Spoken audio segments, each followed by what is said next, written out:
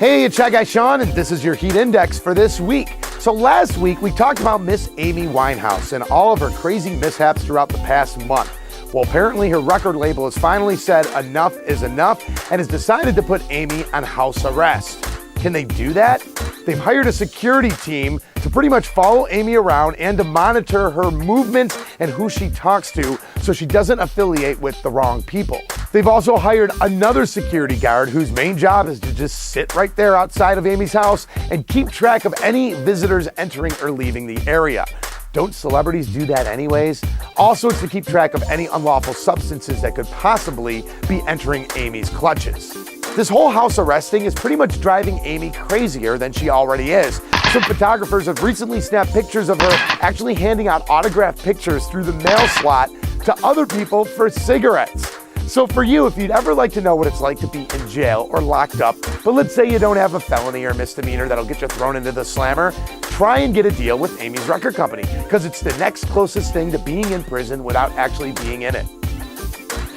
So we also reported here many months ago on the Heat Index that Madonna and Guy Ritchie's marriage is on the rocks, and it's just going to be a matter of time before it all unravels and they eventually get a divorce. So now all the rumors and juicy gossip are slowly starting to come out, and boy, do we got some good stuff to talk about. See if you can follow me here. First of all, we're starting with Madonna, who has recently been linked to dating Alex Rodriguez of the New York Yankees. Now, Alex is currently married with his wife Cynthia. They have 2 kids together, most recently a baby in April. Alex's wife Cynthia is rumored to be dating Lenny Kravitz. Lenny Kravitz used to date, you guessed it, Madonna. See how everything goes full circle? So now all we need is Guy Ritchie to start dating an ex-girlfriend of Alex Rodriguez. Or an ex-boyfriend or ex-girlfriend of Madonna. Didn't Madonna used to date Dennis Rodman? That would be some good stuff to talk about. Oh, by the way, Madonna and Guy Ritchie are still denying or refusing to talk about it to the press, claiming everything's fine. But we know, don't we?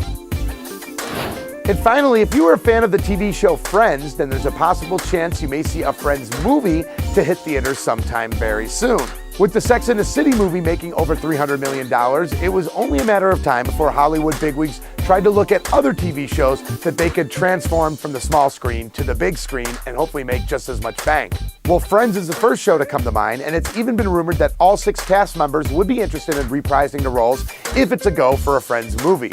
Now, I'm quite skeptical on whether the Friends movie would be as successful as Sex and the City because a lot of factors come into place. First of all, the show was filmed in front of a live audience. Are they going to do that for the movie? That's a very important part of the show's success, was the whole audience factor.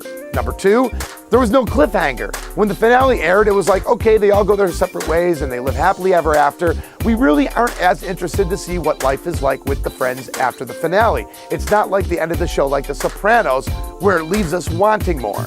My take is all the former Friends cast members are really pushing for this because it's not like they really have a whole lot of else going on as it is right now. So why not go back to what they're used to and reprise the roles that made you famous? Now, since we're talking about TV shows turning into movies, I think the perfect pitch for a TV show into a movie would be Saved by the Bell. Now follow me here. Saved by the Bell, but 10 years later, after they graduated from high school, and we see all the mishaps and the downers that all the characters have endured, like let's say Zach becomes a drug addict, Slater turns gay, Lisa Turtle is in jail, Screech comes out with a sex tape, and Jesse Spano turns into a stripper. Or wait a second, I think some of that had happened. But anyways, I'd like to see that in the movies. So let's make that happen. I know you're with me on this Saved by the Bell 10 years later. It's Shy Guy Shawn, and that's your Heat Index for this week. Now it's time to move to my video pick of the week, which this time around comes from one of my favorite bands of the moment, and that's Paramore. This is the video for That's What You Get, their current single off the CD, which is in stores now, called Riot. The video was filmed in their hometowns of Franklin and Nashville, Tennessee, and they're currently on Warped Tour right now as we speak for a couple dates before they do their own shows for a while, wrapping it all up at the end of summer with a big show in Central Park in New York City. If you're a big fan of Paramore and you'd like to catch them live, their closest show to the area is August 23rd at the Cool House in Toronto, not too far from here. But this is my video pick of the week. Check it out. It's Paramore. That's What You Get.